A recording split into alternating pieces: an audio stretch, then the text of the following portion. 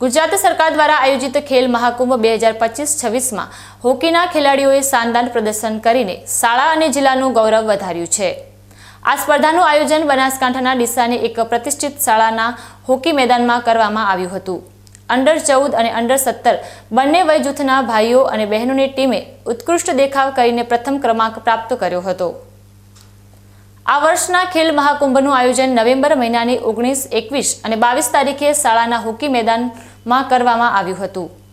આ સ્પર્ધામાં શાળાના ખેલાડીઓએ અપેક્ષા મુજબનું પ્રદર્શન કરીને તેમની મહેનતને સફળ બનાવી હતી।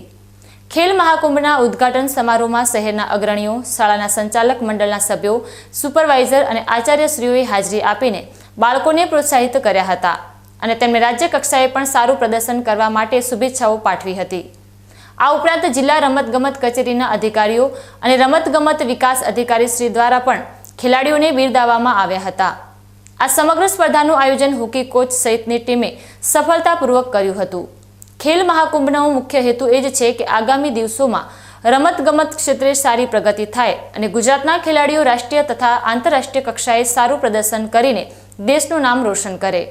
ખાસ કરીને હોકી જેવી રાષ્ટ્રીય રમતમાં આપણા ખેલાડીઓ આગળ વધે તેવા ઉદ્દેશ્યથી આ રમત સ્પર્ધાઓનું દર વર્ષે રાજ્યમાં આયોજન કરવામાં આવે છે, જેના પરિણામ સ્વરૂપે આજે ગુજરાતના અનેક ખેલાડીઓ રાષ્ટ્રીય કક્ષાએ અને આંતરરાષ્ટ્રીય કક્ષાએ નામના મેળવી રહ્યા છે, જેનો શ્રેય ગુજરાત સરકારના આ મહત્વપૂર્ણ અભિયાન ખેલ મહાકુંભને આભારી છે।